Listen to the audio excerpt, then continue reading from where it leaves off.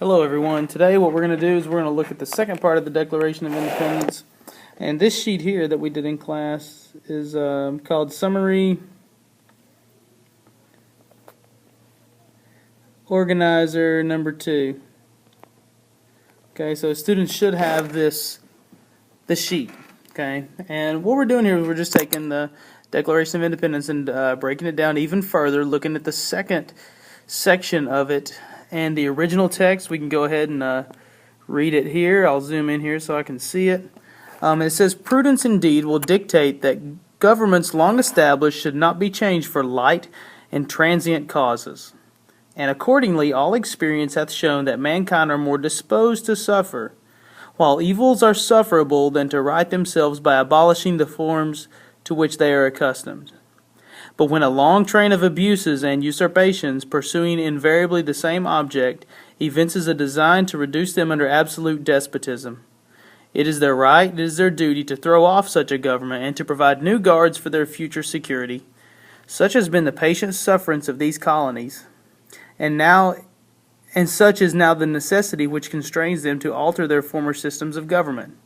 The history of the present King of Great Britain is a history of repeated injuries and usurpations, all having in direct object the establishment of an absolute tyranny over these states."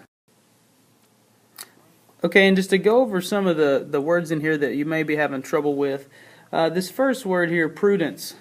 Prudence just simply means cautiousness, being carefulness. Okay, and if we move forward, we can see this next word, transient. Okay, transient's another word for temporary, okay, not permanent. Okay, and accordingly all experience has shown that mankind are more disposed to suffer. Alright, what he's talking about here in this first part are that, yes, there will be suffering in this life. You will, as an American, everything's not going to be perfect all the time, and he's not saying that, but he's saying that what King George III is doing is too much. You can see here where he talks about a long train of abuses and usurpations. Okay, now that's a word that you probably are not familiar with, but we can relate that to like trespassing. Okay, I guess seizing something or using authority which is too overreaching, too much. Okay, really using his power for to take the freedom away of someone else. Okay, so if you think about it that way, hopefully that will help you to kind of make sense, because I understand this is written at a very high level. Then we also we get to this next word, despotism. Okay, we talked about in class that a despot is an unfair king or ruler, one that treats his people very unfairly, who taxes them unfairly, who takes their freedom away. So Thomas Jefferson here is essentially he's calling King George III a despot. Okay, and whenever a country is subject to that despotism, he's saying that it is their duty to get rid of that government, to throw off such a government.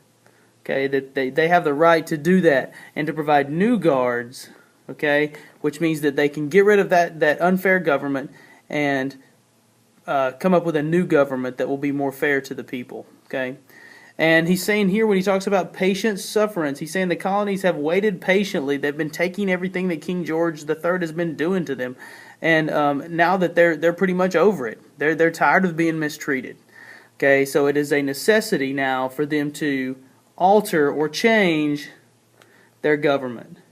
Okay, so what they've been going through is not working. They want to try something else. He talks about the King of Great Britain, King George III, a history of repeated injuries and usurpations. We talked about that, usurpations meaning trespassing or the illegal taking of something.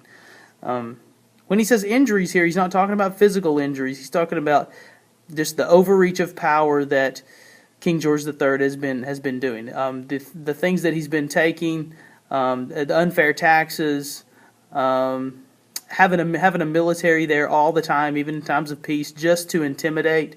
So all of those things, we'll look into more detail about those tomorrow. But I just wanted to kind of give an overview of this section of the Declaration of Independence. Oh, and also, the word tyranny here, we can actually connect that with the word despotism. Those are pretty much synonyms, okay? If you just think tyranny and despotism mean the same thing, they both are talking about a place where an unfair king rules. All right, so let's zoom out here a little bit. So what I want you to do is to come up with 8 keywords to go here. Okay, now make a summary using those keywords, then use your own words. You know, this one down here, you are not necessarily tied to the words of Thomas Jefferson. Okay, so I think if you do that, that'll really help you understand the Declaration of Independence on a deeper level. Okay, so if you have any questions, please let me know, and I'll be glad to help you. Thank you.